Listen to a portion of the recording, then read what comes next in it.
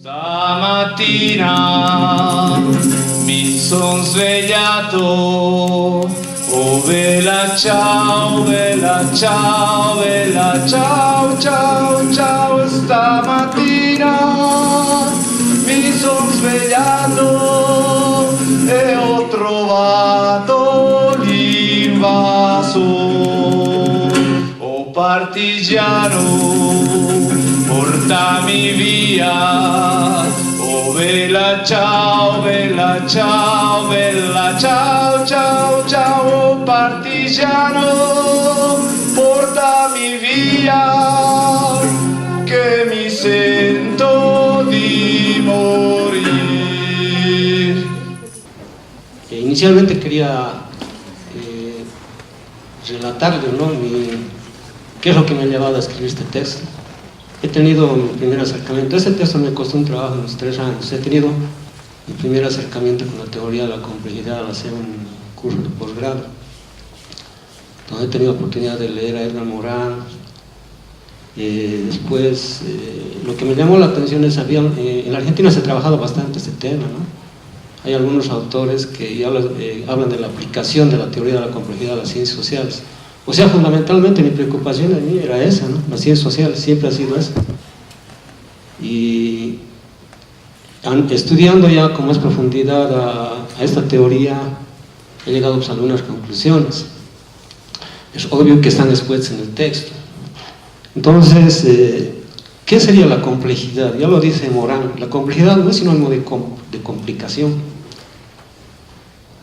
Y lo que yo planteo en el texto es que la verdad que es un terreno impreciso, vago, ¿no? Como lo digo al principio, y no hay una definición única, no hay una definición única, ¿no?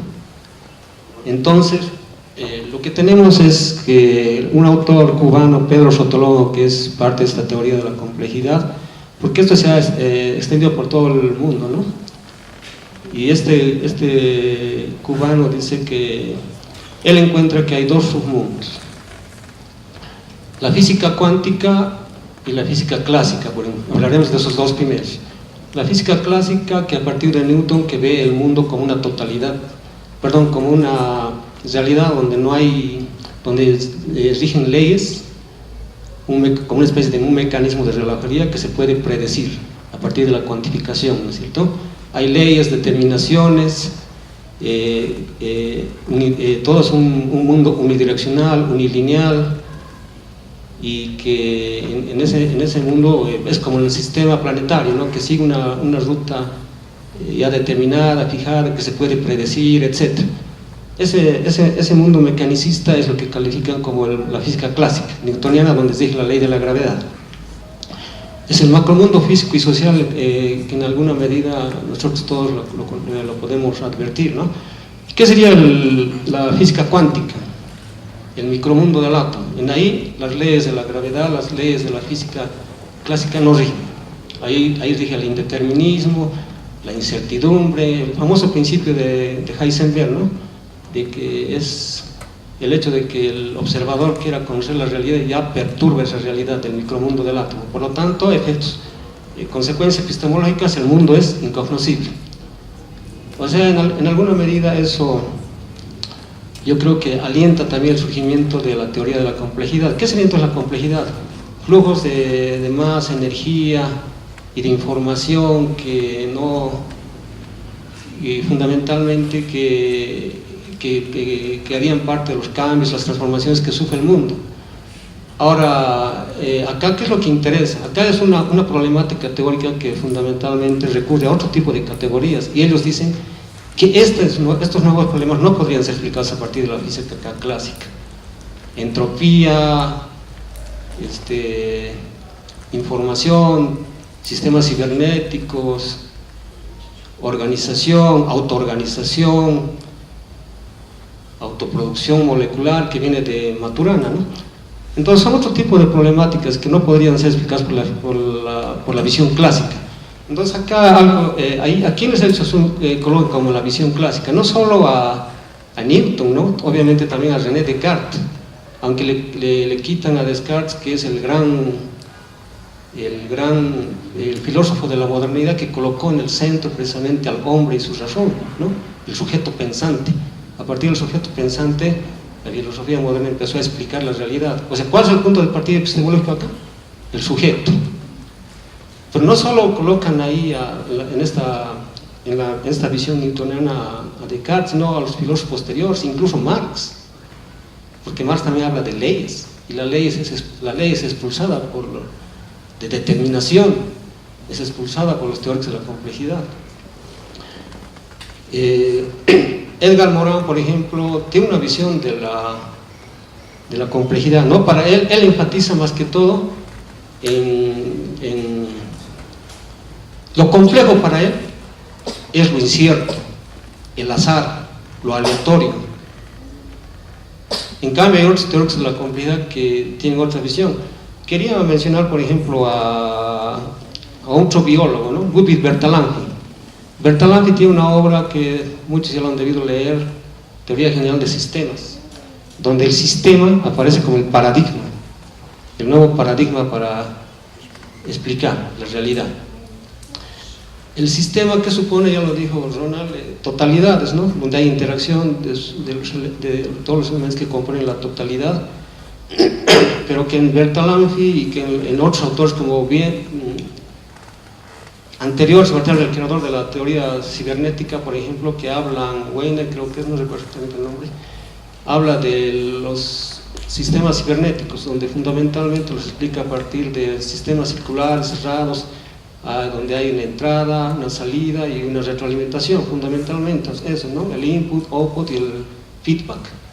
Entonces, el sistema circular es que en alguna medida, a partir de ese modelos que en el fondo son modelos matemáticos, tratan de explicar la realidad, porque siempre tal vez en la ciencia se han utilizado el modelo para explicar. En este caso se trata de modelos matemáticos.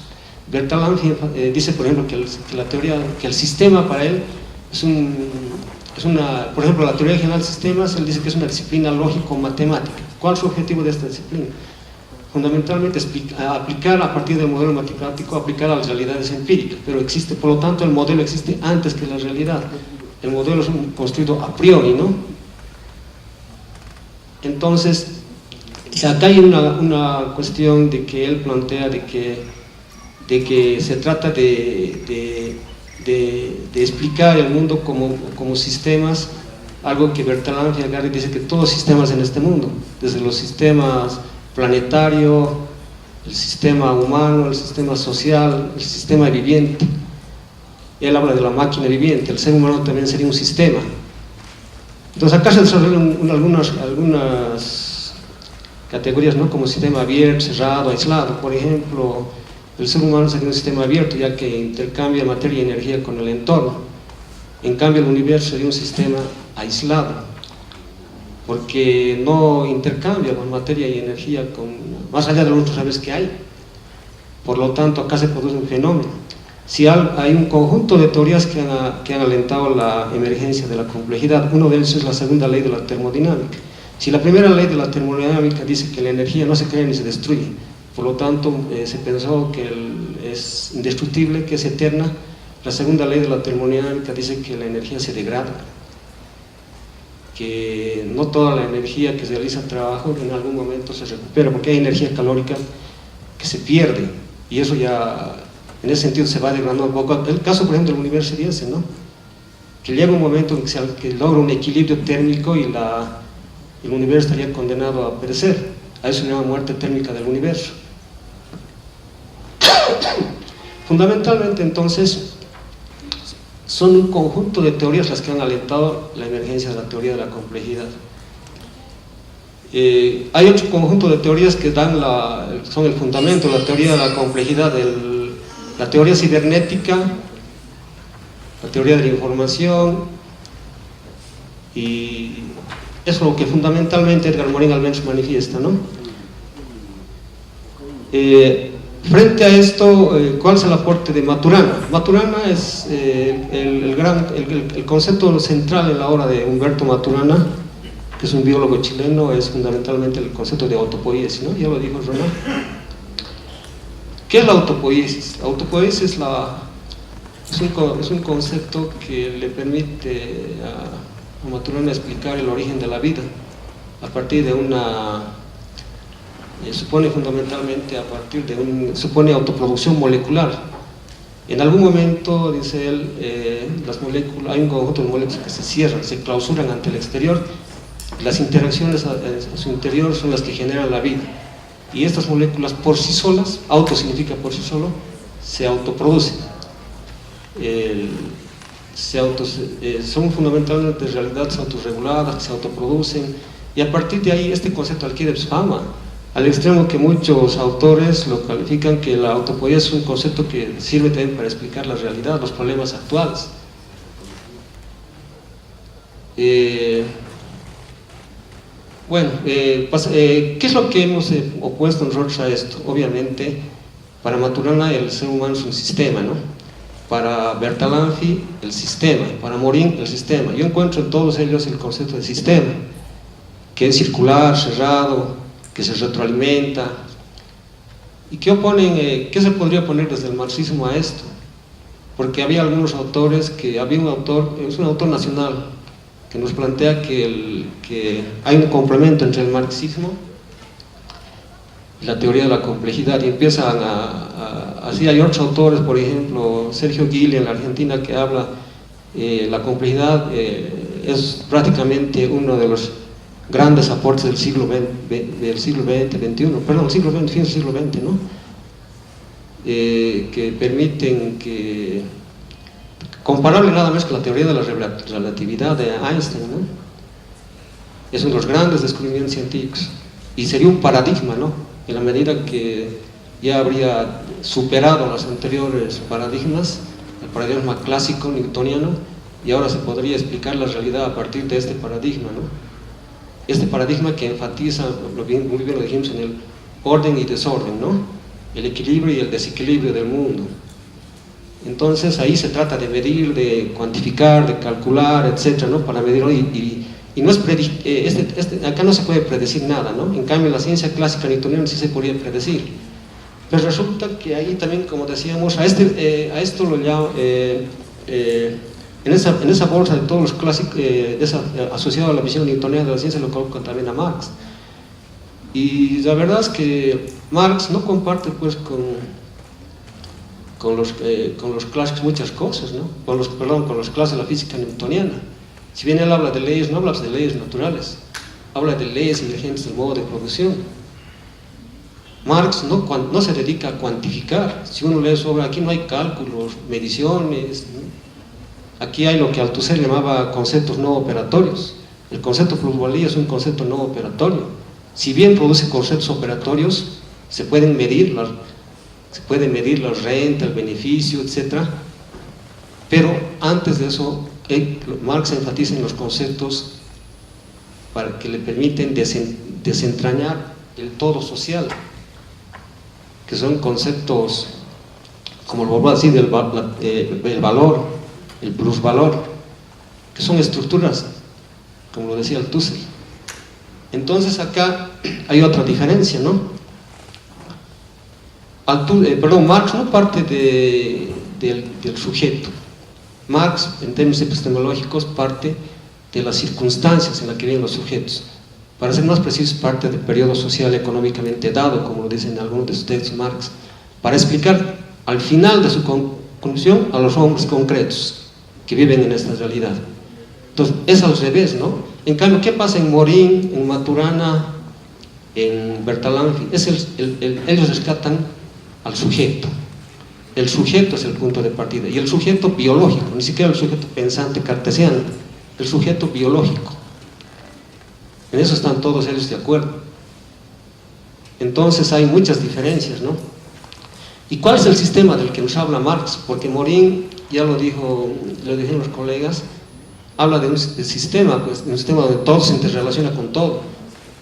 Hay sistemas planetarios, otros sistemas menores, otros más menores, es como las muñequitas rusas, ¿no? Tú sacas uno, aparece luego otro. El mismo ser humano es un sistema que vive dentro de otro sistema, la empresa, que trabaja en otro sistema, que puede ser una empresa. y una empresa a su vez se funciona en otro sistema, que es el sistema social. Pero resulta que estos autores hablan de empresa, y en Marx no vamos a encontrar la palabra empresa así a secas. En Marx, para ser precisos, se trata de una empresa capitalista. ¿Y cuál es la lógica que guía a la empresa capitalista? Hay una lógica que guía a la empresa, que es la ganancia, el beneficio. Toda la sociedad en la que vivimos se moviliza en torno de esos elementos, ¿no? De este elemento, ¿no es cierto? Por lo tanto, es una sociedad que forma un tipo determinado de hombre, ¿no? El hombre económico. Esta sociedad es una lógica que va en una sola dirección, es unidireccional. Y aquellos dicen que lo lineal es característica del modelo newtoniano, y que aquí ya no va eso, porque no se puede explicar, porque aquí se trata de una realidad no lineal que produce la emergencia del imprevisto, de lo incierto. Pero resulta que Marx encuentra aquí demasiadas, en el análisis de Marx encontramos que lo lineal, lo unidireccional, lo unidimensional, como decía Herbert Marcuse, está vigente. Toda la realidad en la que vivimos todos nos movemos por un solo afán en esta sociedad, el afán de ganancia. El dinero, como decía Marx en sus manuscritos del 44, es el vínculo de los vínculos. Ya que hablamos de sistema, los hombres se vinculan entre sí, interaccionan, se relacionan. Y resulta que en ese libro ya Marx lo planteaba. El dinero es el vínculo de los vínculos. Es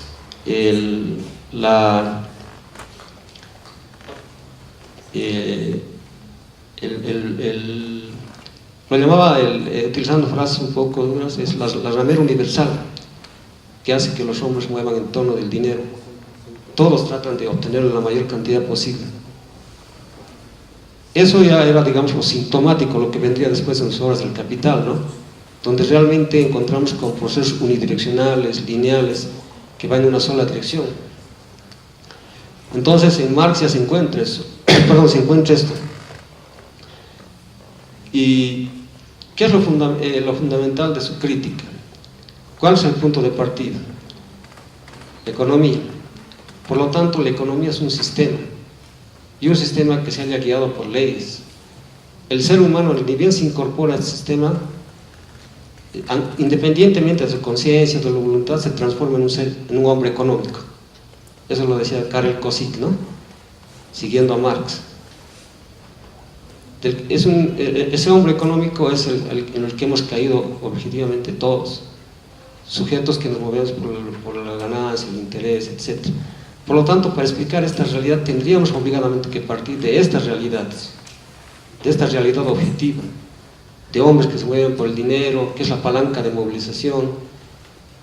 Y si queremos explicar esta realidad, no la podemos colocar entre paréntesis. Si yo coloco entre paréntesis la realidad, entonces me estoy encerrando en mí mismo y queriendo dar, tal vez no voy a dar la explicación de la realidad, sino voy a dar mis deseos, lo que yo quisiera que sea esta realidad. Por lo tanto, aquí ya no se trata de relaciones interhumanas, relaciones personales, fundamentalmente se trata de relaciones sociales. ¿Por qué? Porque están metidas por un montón de elementos materiales. La propiedad, el dinero, que detrás de esto hay estructuras sociales, un dispositivo, un mecanismo, porque a eso se ha convertido la sociedad. Entonces, esas limitaciones del pensamiento de estos autores, lo que nosotros tratamos de exponer acá, eso es lo que se pierde cuando esa teoría de la complejidad llega a querer abarcarlo todo, ¿no? Y desechar toda la visión newtoniana de la ciencia. Y vuelvo a recalcar, en esa visión newtoniana de la ciencia es injusto colocarlo al marxismo, ¿no? Porque el marxismo si bien habla de determinaciones, estamos pues determinados. Estamos determinados, constitucionados, socialmente. No se puede hacer eso, o sea, no estamos viviendo en un mundo del indeterminismo, ¿no? Absoluto, como se podría suceder en el mundo de la mecánica cuántica, de la física cuántica. ahí uno puede desaparecer, como dicen, no se puede difuminar. Acá no desaparece la gente, a no ser que a uno lo desaparezcan, ¿no? Como sucedía en la época del Plan Cóndor, donde el Estado en la Argentina desapareció 30.000 personas, ¿no? O como hoy en día, ¿no? Las bandas criminales desaparecen personas. Entonces todo eso es el funcionamiento de un sistema social, del capitalismo. Entender este fenómeno no va a ser posible entenderlo a partir de las categorías de la teoría de la complejidad ni del biologismo de Maturana, ¿no? Sino obligadamente hay que volver a Marx. Y Marx no habla de un determinismo como lo mecánico, como habla Newton, por ejemplo, ¿no? El determinismo del siglo XVII, XVIII, sino el determinismo de Marx es un determinismo dialéctico, utiliza el concepto de totalidad, por eso hablo del sistema en Marx, totalidad concreta, una totalidad concreta que es una totalidad estructurada, dialéctica, creada por la praxis histórica de la humanidad, ¿no? Entonces el concepto de sistema está en Marx, y este sistema no se explica a partir del sistema cibernético de Wiener o de Bertalanffy, sino que es un sistema lineal, unidimensional. Entonces fundamentalmente es lo que planteamos en el texto. Eso creo que es todo, les agradezco mucho por su presencia. Gracias.